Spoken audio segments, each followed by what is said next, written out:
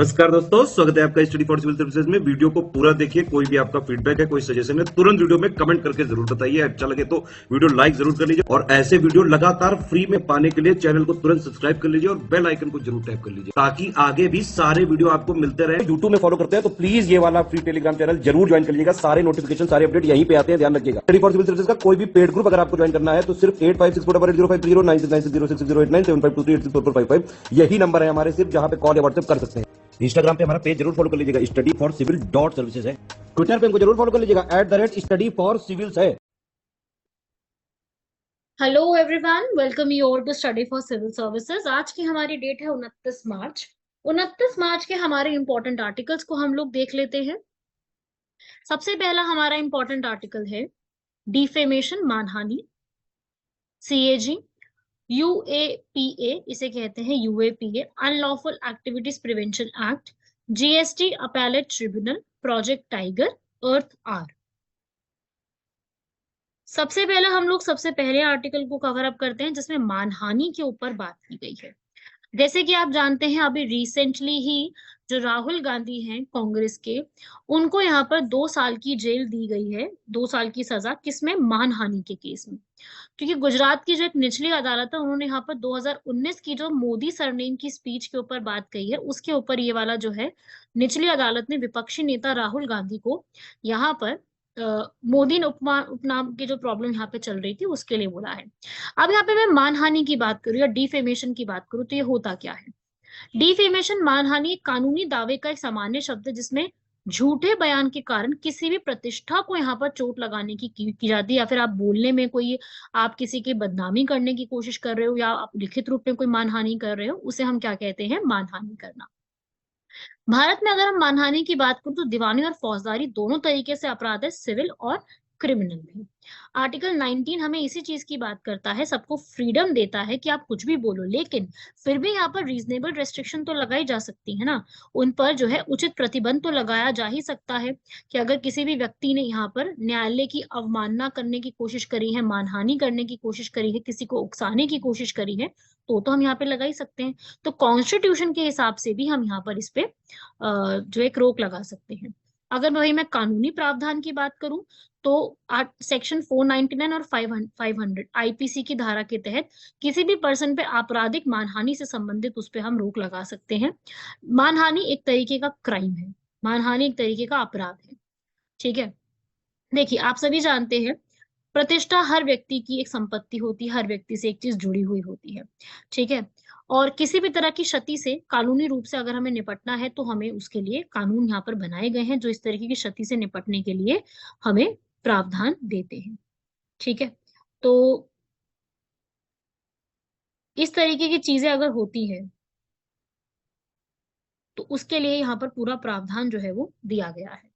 देखो, अगर कानूनी प्रावधान जो है या आर्गुमेंट, इसके फेवर में क्या चीज है कि हमें जो डिफेमेशन है, मानहानि, एक दंडनीय अपराध होना चाहिए। तो वही है, इसके अंदर तो दंडनीय अपराध बने रहना चाहिए, क्योंकि कुछ मामलों में मानहानि करने वाला व्यक्ति जो है वो पीड़ित को मुआवजा देने में असमर्थ हो सकता है। और बाकी इंटरनेट द्वारा सुनिश्चित की गई गुमनामी ये भी जरूरी है। तो इसके ऊपर अगर आप जो है, आप इसे कोई भी स्टूडेंट जैसे सीएपीएफ के लिए प्रिपेयर कर रहा है, सीएपीएफ के लिए जो भी प्रिपेयर कर रहा है, वो यहाँ पर इस पूरे टॉपिक के ऊपर आर्ग्यूमेंट अगेंस्ट में और आर्ग्यूमेंट फेवर में अपना प्रिपेयर करके जाए, इस पे सवाल बन सकते हैं। और वही आर्टिकल 21 के अनुसार जो एक मानहानि का अपराधीकरण अपने नागरिकों की गरिमा और अच्छी प्रतिष्ठा के अधिकार की रक्षा करता है।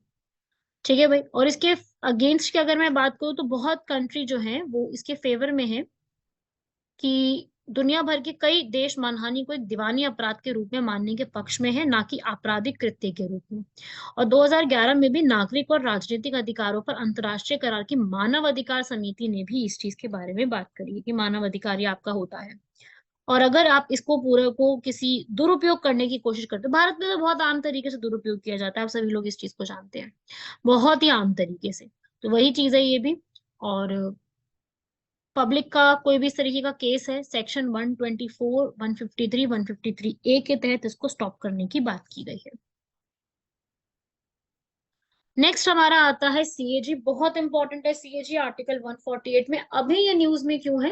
क्योंकि अभी जो भारत के सीएजी हैं उन्होंने ये कहा है कि वर्तमान में उनके कार्यालय पर नौकरशाही के अलावा केंद्र और राज्य से संबंधित राजनीतिक कार्यपाली तक का हस्तक्षेप और ज्यादा बढ़ता जा रहा है। उनकी स्टाफ का तो है ही, स्टाफ के अलावा भी बहुत से लोगों का हस्तक्षेप बढ़ता जा रहा है। सीएजी, सीएजी कौन से आर्टिकल में लिखे हुए हैं? आर्टिकल 148। आर्टिकल 148 के जो सीएजी हैं वो यहाँ पर ये कहते हैं कि जो भारत के लेखा परीक्षक और लेखा विभाग है उनको संभालने के लिए रिस्पॉन्सिबल है, जिनको प्रेसिडेंट यहाँ पर अपॉइंट करते हैं। और प्रेसिडेंट जो है हस्ताक्षर और मुहर के पश्चात अपने वारंट के हिसाब से उनको अपॉइंट करते हैं। और उनको जो ओथ दिलवानी है वो भी यही काम करते हैं प्रेसिडेंट ही। वो या तो 6 साल तक रह सकते हैं या फिर 65 ईयर्स की एज तक रह सकते हैं। वो यहाँ पर अपना रेजिग्नेशन प्रेसिडेंट को सबमिट करते हैं, ठीक है। और उनको हटाया जा सकता है, जैसे सुप्रीम कोर्ट के जज को हटाया जाता है, सेम उसी प्रकार से उनको भी हटाया जा सकता है, ठीक है। और ये काम कौन करेगी? पार्लियामेंट, हमारी संसद करेगी। संसद स्पेशल मेजोरिटी से बिल पास करेगी, फिर प्रेसिडेंट तक वो बिल जाएगा और फिर हम उनको भी हटा सकते हैं। तो यहाँ पर सीएजी जो है, देखो सीएजी की सबसे खास बात ये होती है कि दोबारा अपॉइंट नहीं किया जा सकते, ही इज नॉट एलिजिबल। वो प्रेसिडेंट के टाइम पीरियड तक ऑफिस होल्ड कर सकते हैं, इनको सिक्योरिटी तो मिलती है 6 साल की, लेकिन कभी भी इनको प्रेसिडेंट द्वारा और पार्लियामेंट द्वारा हटाया जा सकता है। इनकी सैलरी, इनकी बाकी सारी चीजें पार्लियामेंट डिसाइड करती है, ठीक है। इनकी सैलरी और इनकी बाकी सारे प्रावधानों को सिर्फ और सिर्फ पार्लियामेंट यहाँ पे डिसाइड करती है। और जो भी कैग के यहाँ पर प्रशासनिक व्यय होते हैं वो भारत की संचित निधि पर ही भारित होते हैं, कंसोलिडेटेड फंड ऑफ इंडिया पर ही सारे निर्भर होते हैं, ठीक है भाई। काम क्या होता है इनका? इनका काम होता है जितना भी यूनियन और स्टेट के ऊपर जो भी खर्चा होता है सीएफआई के ऊपर, ये देखो कोई स्टेट लेवल पे अलग व्यक्ति नहीं होते हैं, सेंटर और स्टेट दोनों के लिए ये कौन होते हैं? कॉमन। ऐसा नहीं है कि सेंटर पे अलग बैठते हैं स्टेट पे अलग, नहीं। सेंटर और स्टेट दोनों के लिए कॉमन पर्सन होते हैं, ये सारा काम देखते हैं। सारा अकाउंट को ऑडिट करने की जिम्मेदारी सीएफआई की, पब्लिक अकाउंट्स की, हर एक चीज की जिम्मेदारी होती है इनकी। चाहे ट्रेडिंग का काम हो, मैन्युफैक्चरिंग का, प्रॉफिट लॉस का, जितने भी इस तरीके के काम होते हैं, कोई भी इस तरीके का कोई भी काम है, ये सारे काम करने के लिए एलिजिबल पर्सन होते हैं। ऑडिट करने को समझ रहे हैं ना सभी लोग? ऑडिट करने की बेसिक जिम्मेदारी होती है, ठीक है। तो ये याद रखिएगा कि ये जो है पर्सन, इनका पूरी तरीके से ऑडिटिंग करना, सारी चीजों की जिम्मेदारी देखना, प्रॉफिट लॉस की स्टेटमेंट को तैयार करना, सारी चीजों की जिम्मेदारी इनकी होती है। इसलिए ये बहुत ज्यादा इंपॉर्टेंट भी है, इससे सवाल भी सीधे सीधे बनते हैं कि इसकी क्या इंपॉर्टेंस है, क्यों इसको लाया गया है। समझ रहे हो सभी लोग इस चीज को? ठीक है भाई, इसको आप लिख लीजिए सारी चीजों को, क्योंकि डायरेक्टली इन सब से पूरे टॉपिक से क्वेश्चन बन सकते हैं। सीएजी इंपॉर्टेंट है, ठीक है, लिख लेना इसको। बाकी वही सारा काम है इनका, स्टेट के ऊपर सारा देखना, लोन किसी को दिया गया है, इवन ये जो पब्लिक सेक्टर अंडरटेकिंग्स होती है ना, पीएसयूज, उनको भी ये पूरा यहाँ पर चेक करते हैं। इवन वहां तक के लिए भी जिम्मेदारी इनकी पूरी पूरी प्रकार से होती है। तो आप ये सब नोट कर लीजिए। और सीधा सवाल बनेगा तो आप इसको पूरा लिख लीजिए सारी चीजों को,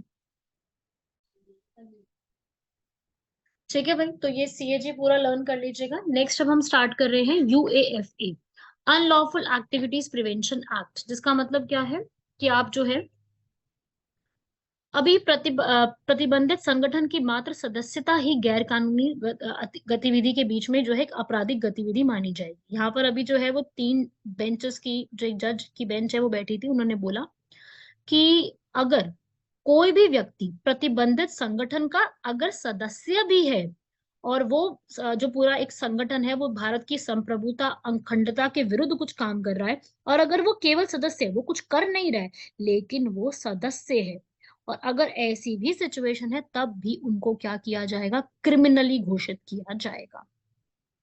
केवल सदस्यता भी है ना अगर आपके पास, तो भी वहां पे कहा गया है कि जिसमें मैं निष्कर्ष निकाला गया था, स्वयं की जो इन्होंने पहले बताया था सुप्रीम कोर्ट ने ना अपनी खुद की एक पहले ये बात कही थी कि ऐसा नहीं है, ठीक है, कि भाई अगर ऐसा कुछ है तो एक पर्सन क्रिमिनल या टेररिस्ट नहीं हो जाता अगर वो उस संगठन का मेंबर है। अब सुप्रीम कोर्ट ने अपनी इस पूरी चीज को रिवर्स करके ये बोला है कि अगर आप केवल यहाँ पर सदस्य भी है ना उस जगह के, तब भी आपको क्या किया जाएगा, आपको एक क्रिमिनल घोषित किया जा सकता है। सुप्रीम कोर्ट ने यही बोला है यहाँ पर। जो हमारी शीर्ष अदालत है उसने ये बोला है कि केंद्र सरकार के संतुष्ट होने के बाद ही भारत की संप्रभुता और अखंडता के विरुद्ध गैर कानूनी गतिविधियां जो है यहाँ पर उसको घोषित किया जाता है। किसी संगठन या संघ को गैर कानूनी घोषित करना केंद्र द्वारा सार्वजनिक रूप से अधिसूचित किया जाता है, और इससे स्वाभाविक रूप से ये निष्कर्ष निकलता है कि संबंधित संगठन के प्रत्येक सदस्य को प्रतिबंध के बारे में पता ही होगा। सबको पता ही होगा ना कि अगर प्रतिबंध किया गया है तो अगर कोई भी प्रतिबंध होता है तो आप उसका मेंबर बनते हो तो आपकी गलती है यहाँ पर। उस पर्सन को यहाँ पर कोई अधिकार नहीं है कि वो आकर के ये बोले कि हमारे आर्टिकल 19 के अकॉर्डिंग हम किसी भी एसोसिएशन का मेंबर बन सकते हैं। लेकिन क्योंकि क्यों क्योंकि आर्टिकल 19 के एसोसिएशन वाले पॉइंट में ये साफ साफ लिखा है कि आप भारत की संप्रभुता, भारत की अखंडता के हित में उचित प्रतिबंध आपके ऊपर लगा सकते हैं। तो अदालत ने ये सीधे तरीके से स्पष्ट किया कि ऐसे व्यक्ति जो भी ऐसे संगठन से उनको छोड़ चुके हैं और उस समय सदस्य नहीं थे, अब तो ठीक है, लेकिन अगर आप बाद में सदस्य बनकर आपको पता है कि ये संगठन गलत है, तो अगर आप ऐसा कुछ भी करते हैं तो आपको यहाँ पर डिक्लेयर किया जाएगा गलत। तो ये जो एक एक्ट है, अनलॉफुल एक्टिविटीज प्रिवेंशन एक्ट 1967 में आया था, जिसमें अनलॉफुल एक्टिविटीज को प्रिवेंट करने की बात की गई थी। इसमें सारा सारा जो पूरा पावर है वो गवर्नमेंट, सेंट्रल गवर्नमेंट को दे दिया गया, जिससे सेंटर को कभी भी ऐसा कुछ अनलॉफुल एक्टिविटी लगती है तो वो आप पे डेथ पेनल्टी या लाइफ इम्प्रिजनमेंट, आपको मृत्यु दंड, आजीवन कारावास भी यहाँ पर प्रोवाइड कर सकती है। और ऐसा नहीं कि सिर्फ भारत के सिटीजन के ऊपर ये चीज लगेगी, ये जो पूरा एक्ट है ये भारत के सिटीजन, और अगर आप भारत के सिटीजन नहीं भी हैं और भारत में आके ऐसा कुछ काम कर रही हैं तो उन पर तक भी जाएगा। फॉरेनर्स के लिए भी है ये पूरी चीज। ठीक है, अगर इवन आपने क्राइम इंडियन हो और आपने क्राइम बाहर जाके भी किया तब भी एप्लीकेबल होगा आप पे ये। ठीक है, तो यहाँ पर जो है चार्जशीट 180 दिन में बनेगी, टेररिस्ट एक्ट आपके ऊपर लगाया जाएगा, और जितनी भी बैन कर दी जाएंगी वो जगह को जहाँ पे टेररिज्म प्रमोट करने की बात हो रही है। और यहाँ पर इसमें NIA, नेशनल इन्वेस्टिगेशन एजेंसी, वो यहाँ पर पूरा इन्वेस्टिगेशन करके प्रॉपर्टी को सीज भी कर सकती है। चलिए नेक्स्ट आर्टिकल पे बढ़ते हैं। GST अपीलेट न्यायाधिकरण अब ट्रिब्यूनल। यहाँ पर जो है लोकसभा ने ये बोला है कि GST से जुड़े हुए जितने भी प्रावधान है उनके लिए एक ट्रिब्यूनल जो है यहाँ पर वो बनाई जाएगी अलग से, जिसमें जिसमें GST से जुड़े हुए जो भी मामले हैं उनको जो है सुलझाया जाएगा। अभी यहाँ पर जो है बहुत सारे जो है हाई कोर्ट के सामने बहुत सारे ऐसे रिट पिटिशन पड़ी हुई हैं, तो GST से अपीलेट जुड़ी हुई जो ट्रिब्यूनल है वो इसी के ऊपर काम करेगी, जिसमें जो है GST से जुड़े हुए सारी चीजें GST की काउंसिल के हिसाब से ही इसको यहाँ पर बनाया गया है। तो GST की एक अपीलेट ट्रिब्यूनल बनाई जाएगी जिसमें सेंटर और स्टेट के बीच में कोई भी अगर डिस्प्यूट हो गया है, विवाद को समाधान करने के लिए एक मंच तैयार किया जाएगा, जो कि जरूरत भी थी क्योंकि GST एक नया चीज है। अब लोगों को भी इसमें पूरा समझाना, पूरा इसके ऊपर एक तरीके से एक्ट करवाना, चीजों को बनाना, वो सबकी जरूरत है यहाँ पर। तो वो सबके लिए एक अलग से यहाँ पर ट्रिब्यूनल बनाई जाएगी जिसको अभी लोकसभा ने मंजूरी दे दी है। तो जो भी होगा वो वहीं पर ही जाएगा, सेंटर और स्टेट के ट्रिब्यूनल्स के अंदर, और वहां पे कॉमन फोरम है, तो GST का पूरे भारत के लिए एक ही रूल चलेगा और वो सारे रूल्स आपको यहाँ पर इसके तहत बताए जाएंगे। उससे होगा क्या, अगर ये बना दी गई तो इससे फायदा क्या होगा, तो बहुत फायदे होंगे इससे। जो भी GST के अंदर सारी चीजें आती हैं वो पूरा का पूरा ये जो एक पूरी एक ये है सॉल्व करेगी सारी चीजों को, ये पूरा पूरा यहाँ पे देखेगी कि हम कैसे सॉल्व करना है इसको, और हल भी करेगी और मुकदमेबाजी को कम करने में भी सहायक करेगी, सारा कुछ संभालेगी, और आगे आने वाली जो मुकदमेबाजी है उसकी गुंजाइश कम हो जाएगी, है ना। तो बस वही है। और जितने भी केसेस पेंडिंग चल रहे हैं या फिर जो हमारे टैक्स पेयर्स हैं, करदाता है, उनके जो भी प्रॉब्लम चल रही है सब कुछ सॉल्व इसके अंदर कर दिया जाएगा। तो इन सब के तहत यहाँ पर ये सारी चीजों को सॉल्व किया जाएगा, सारी चीजों को एक तैयारी की जाएगी, कॉस्ट इफेक्टिव बनाया जाएगा एक करदाता के लिए, जो कि जरूरत भी है आज की। Right everyone. इसके बाद नेक्स्ट आता है हमारा प्रोजेक्ट टाइगर। प्रोजेक्ट टाइगर के 50 इयर्स कंप्लीट हो गए हैं, और साथ ही साथ इंडिया जो है वो बिग कैट्स कंबोडिया से लाने की सोच भी रही है कि बहुत सारी कैट्स जो है वो कंबोडिया से लेके आएंगे, कुछ कुछ कैट्स को जो कि हमारे भारत में अब एक्सटिंक्ट हो चुकी है। आप कह लीजिए पिछले एक दशक में जो विलुप्त प्रजातियां हो चुकी हैं उनको यहाँ पे क्या किया जाएगा, उनको कंबोडिया से मंगवाया जाएगा। तो लास्ट टाइगर जो कंबोडिया में देखा गया था वो 2007 में था। ठीक है, तो यहाँ की जो कुछ बड़ी बिल्लियां हैं उनको कंबोडिया में स्थानांतरित करने की कोशिश कर रही है, क्योंकि इंडिया और कंबोडिया के बीच में ये एक पैक्ट साइन हुआ है। ठीक है, तो इस पैक्ट के तहत यहाँ पे ये चीज करने की कोशिश की जा रही है कि हम ऐसा कुछ यहाँ पर करके इसको इम्प्रूव कर सकते हैं। ठीक है, तो इंडिया और कंबोडिया के बीच में जो ये समझौता हुआ है, इस समझौते के माध्यम से ही इसको जो है वो ठीक करने की या फिर इसमें जो चेंजेस है उसको करने की कोशिश की जाएगी। ठीक है, तो इसको भी आप याद रखिएगा। ये पूरा पैक्ट हमारे लिए काफी ज्यादा इंपॉर्टेंट है कि कहाँ पे क्या स्थानांतरित किया जा रहा है, सीधा सीधा सवाल किया जा सकता है इसके ऊपर। ठीक है भाई, तो इसमें हम पढ़ लेते हैं इसमें क्या क्या चीजें आ रही हैं। तो देखिए इस पूरे पैक्ट में आप देखेंगे यहाँ पर कि एक ट्रांस कॉन्टिनेंटल होगा, पूरी अलग से कॉन्टिनेंट में जो है वो पैसा ट्रांसफर किया जाएगा, मतलब पैसा नहीं, मतलब जो है ये इनको ट्रांसफर किया जाए। ये पैक्ट जो है हमने नवंबर 2022 में साइन किया था ताकि हम सारी डिटेल्स और सारी चीजों को यहाँ पर देख लें और उसके बाद यहाँ पे डिसाइड करेंगे कि भाई हमें यहाँ पर कैसी कैसी इंप्रूवमेंट इस पे करनी है। तो प्रोजेक्ट टाइगर आप जानते ही हैं, भारत में 1973 में तो लॉन्च किया ही था, बहुत ही फेमस है और बहुत ही इंपॉर्टेंट है, राइट। हुआ तो आपको पता ही है कि हमारा जो प्रोजेक्ट टाइगर है काफी न्यूज में रहा है हमेशा से पहले। तो प्रोजेक्ट टाइगर यहाँ पे लाया गया 1973 में ताकि हम लोग यहाँ पर पूरा का पूरा टाइगर्स को कंजर्व कर सके, हमारे जो टाइगर रिजर्व्स हैं उनको भी कंजर्व करें। ऑफिशियली भारत में 53 है अभी, और काफी बड़े एरियाज को एक किसी नेशनल पार्क के बीच में किसी को बना दो, कुछ इस तरीके से ही जो है हमारे भारत में टाइगर रिजर्व्स को बनाया गया है। और टाइगर्स को कंजर्व करने के लिए स्पेशल एक यहाँ पर अथॉरिटी है जिसका नाम है नेशनल टाइगर कंजर्वेशन अथॉरिटी। अलग से ये अथॉरिटी है जो कि 2005 में बनाई गई थी, जो टाइगर से जुड़े हुए सारे प्रोविजंस को सॉल्व करेगी। 1973 में 72 में जो एक्ट आया था उसी के तहत इसको बनाया गया है। तो ये पूरी एक अथॉरिटी है। और अगर मैं स्पेशली भारत में बात करूं टाइगर्स की, तो 50 साल तो कंप्लीट हो गए हैं टाइगर्स के यहाँ पर, तो इसको भी याद रखिएगा इसमें। बाकी यहाँ पर जो हमारी MOEFCC है उन्होंने बोला है कि प्रोजेक्ट टाइगर के लिए हम यहाँ पर अप्रैल 9 मैसूर कर्नाटका में पूरा एक इनॉग्रेशन करेंगे और सेंसस यहाँ पे ऑर्गेनाइज करेंगे, जो 2022 का डेटा है वो रिलीज करेंगे यहाँ पर, जो कि हुआ नहीं है अभी तक। तो ये देख लीजिए भाई, टाइगर्स की पॉपुलेशन जो है, जो डेटा आया है 2018 के हिसाब से, वो इतनी है। बाकी अभी तो इसमें कुछ इम्प्रूवमेंट नहीं हुई है, इतनी ही चल रही है टाइगर्स की पॉपुलेशन, तो इसको भी याद रखिएगा। लास्ट टॉपिक है हमारा अर्थ आवर। अर्थ आवर के समय जो है बहुत सारी जो सिटीज हैं, राष्ट्रपति भवन, हावड़ा ब्रिज, वहां पे लाइट्स को बंद किया गया था 8:30 से 9:30 के बीच में, जिसको अर्थ आवर के रूप में कहते हैं। अर्थ आवर एनर्जी को बचाने के लिए हमेशा एक WWF जो है, वर्ल्ड वाइल्ड लाइफ फंड जो है, इसको ऑर्गेनाइज करती है। हमेशा से ये ऑर्गेनाइज किया आते जा रही है और ये एक साल भर का इवेंट होता है जिसको ऑर्गेनाइज किया जाता है। ठीक है, Saturday, last Saturday of March यहाँ पे इसको किया जाता है 8:30 से 9:30 के करीब। हर एक को कहा जाता है कि जितनी भी आपकी लाइट्स हैं, जो भी आपको जरूरत नहीं है, चाहे जो बिल्डिंग है, मॉन्यूमेंट्स है, लैंडमार्क्स है, उनके आप लाइट ऑफ करें। ठीक है, पूरे वर्ल्ड में, नॉट ओनली इंडिया, अर्थ है ना, तो हर जगह पे आपको उसको एक टाइम पीरियड में लाइट ऑफ करनी होगी। वो लाइट ऑफ से क्या होता है, आप ये दिखा सकते हैं कि एनवायरनमेंट के जो भी इश्यूज हैं आप उसको बचाने की कोशिश में लगे हैं। तो वो कोशिश दिखाने के लिए ये एक पूरा काम यहाँ पे किया जाता है। इसको आपको पूरा लर्न करना है, ये आपके लिए इम्पोर्टेंट है कि अर्थ आवर यहाँ पे कब होता है। इसका एक स्पेसिफिक डेट नहीं है, ठीक है, ये 2007 में सिडनी से शुरू हुआ था, इसकी कोई एक सिंगल डेट नहीं है। ये जो है वो कब स्टार्ट हुआ, ये 2007 से शुरू हुआ और last Saturday of March every year इसको करा जाता है। तो ये आप इसमें याद रखिएगा।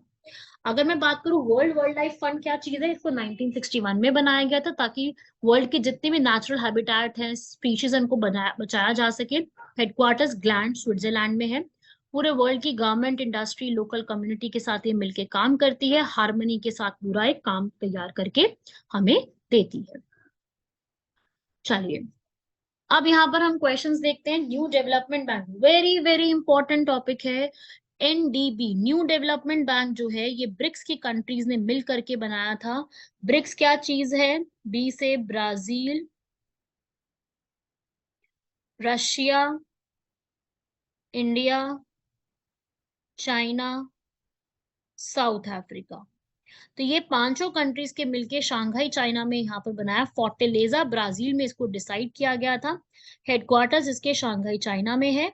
और ये जो एनडीबी है इसके अगर मैं बात करूं फर्स्ट प्रेसिडेंट कौन बने थे, तो देखिए इसके फर्स्ट प्रेसिडेंट भारत के ही बने थे, के वी कामत इसके फर्स्ट प्रेसिडेंट बने थे। तो यहाँ पर ब्रिक्स याद रखिएगा, वेरी वेरी इंपॉर्टेंट। एनडीबी से सवाल भी बन सकते हैं। और अभी जो ब्रिक्स है ना उसके हेडक्वार्टर तो शांघाई में है, लेकिन उसके जो रीजनल ऑफिसेज हैं वो भारत में अलग अलग जगह ओपन अप किए गए हैं। रीजनल ऑफिस भारत में जो अभी नहीं ओपन हुआ है, अभी जोहानिसबर्ग के अंदर है सिर्फ, साउथ अफ्रीका। बाकी हो सकता है गुजरात में भी इसके जो है रीजनल ऑफिस ओपन हो जाए, अभी फिलहाल नहीं है। आगे आने वाले समय में रीजनल ऑफिस वहां भी ओपन हो सकते हैं। सबको क्लियर हुआ यहाँ तक ये सारे फैक्ट्स? तो आप लोगों से ये पूछा जा सकता है। लास्ट टॉपिक पे आते हैं, प्रधानमंत्री उज्ज्वला योजना। देखिए उज्ज्वला योजना और उजाला योजना वो दोनों ही योजनाएं बिल्कुल अलग हैं, डिफरेंट योजनाएं हैं। तो अब याद रखेंगे उज्ज्वला योजना के बारे में। 2016 में जो है इसको लॉन्च किया गया था। ठीक है, तो इसमें जो है ये सेकंड स्टेटमेंट गलत है। ये 2016 में आई थी। और ये जो है हमारी मिनिस्ट्री ने लॉन्च किया था, जिसमें ये बताया गया था कि हम जो है 12 रिफिल्स आप पूरे साल में करा सकते हैं। 200 रुपए की आपको एलपीजी सिलेंडर पे सब्सिडी मिलेगी। उसे हम कहते हैं उज्ज्वला योजना। ये सबसे ज्यादा जो है यूपी में बहुत से लोगों को बेनिफिट हुई है। और 8 करोड़ इसके लिए अलग से रखे गए थे, जिसमें इस पूरी स्कीम को यहाँ पर बनाया गया। तो ये एक इम्पॉर्टेंट है पूरी स्कीम, हमारे एग्जाम के लिए सीधा सवाल किया जा सकता है इसमें कि ये क्या है, इसमें क्या चीज है। तो इसको याद रखिएगा, प्रधानमंत्री उज्ज्वला, नॉट उजाला।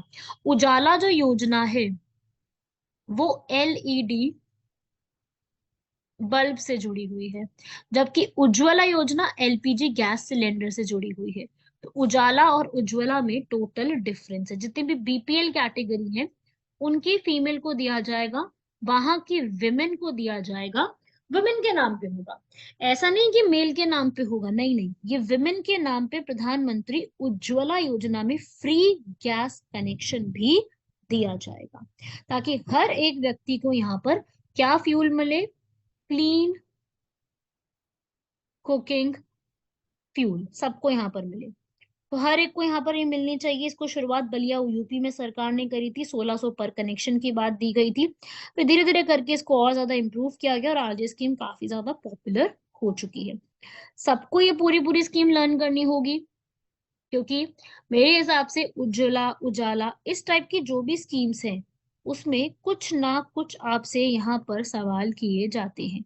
स्कीम्स में कुछ ना कुछ सवाल आपसे जरूर पूछे जाते हैं, किसी ना किसी टाइप का क्वेश्चन। तो आप लोग इस पूरे को यहाँ पर जो है लर्न करना होगा, पढ़ना होगा पूरा। कोई ना कोई यहाँ पर सवाल आपसे किया जा सकता है। लर्न हो जाएगा सब लोगों को, इसको लर्न करने की कोशिश कीजिएगा। बाकी आप लोगों के साथ में और जो भी चीजें होंगी वो मैं आपको बताती ही रहूंगी। और जो जो चीजें होंगी वो हम यहाँ पर लर्न करते रहेंगे, धीरे धीरे करके हम उसमें कुछ ना कुछ ऐड करते रहेंगे।